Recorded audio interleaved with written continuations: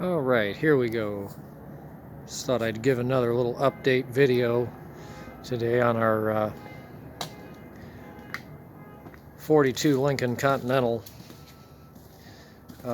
sort of resurrection project here. See, I've got it kind of all covered up here in the front. We're doing, as they say, major surgery. And you can see I managed to get the engine out. The clutch is the primary problem, and the only real easy way to get the flywheel out is you have to remove the oil pan, and the easiest way to do that is just, since you have to do the clutch anyway, is it's actually easier to pull the engine than it is to pull the transmission.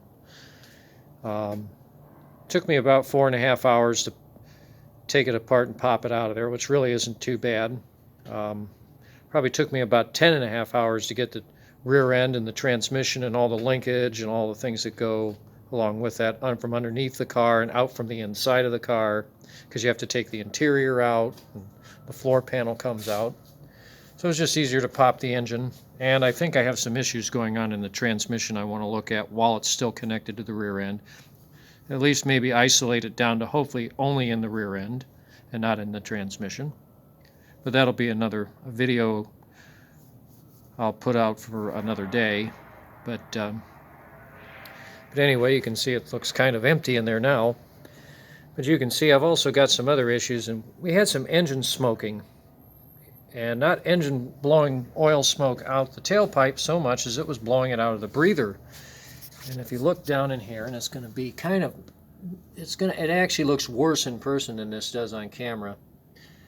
But that pipe is, not only, it is kinked, crushed, bent, and very, very, very, very restricted. Like I said, it looks, first it looks okay, and then you realize it's very, very constricted with these bends. And if you look down in the top of this pipe, okay, we have some carbon black, not surprising.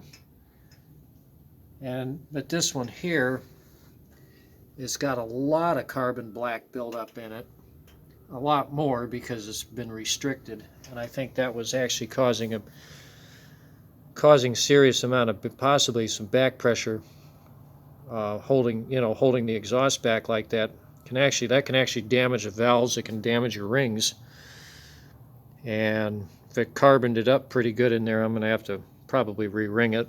Which, while the engine's out getting the clutch work done, I'm going to tear it down, inspect it, and do some repair work, or repair anything that's needed.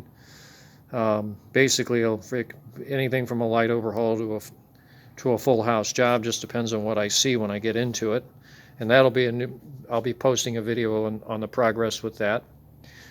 But this is basically, I live in Northeast Ohio, so it's now winter time. And I can heat this building, but generally this building is unheated, which is okay. My cars are always maintained with the proper protection of antifreeze, and this is a really dry building. And you can see I actually keep them parked on tarps just to keep condensation from coming out that concrete underneath.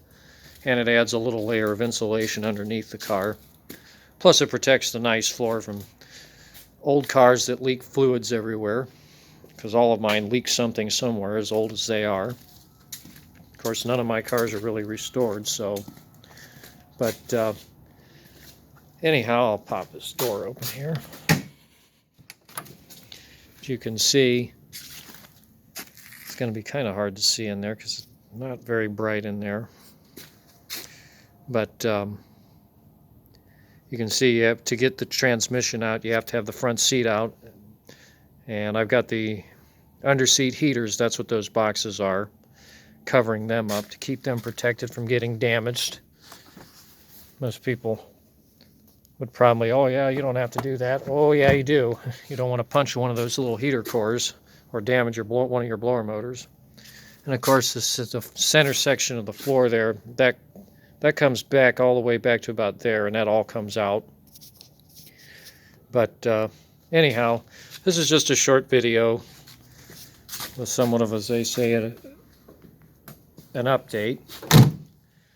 And of course, I keep the doors covered up to keep my trim panels from getting dirty.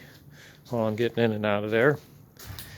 So if I do find, and if I think the issue is with the transmission, I'll be pulling that out. But we'll see what happens here in the next couple of weeks, my next time I'm down here. But my next video will probably be some views of the engine, some engine inspection, because I have it back at my shop at home, which is fully climate controlled. It's heated, air conditioned, everything, so no problem working in there. It's just when I have 3 cars in there, it's really tight, and this car barely fits in there as it is with it just by itself. So anyhow, with that, hopefully everyone's staying safe out there, and having a good holiday.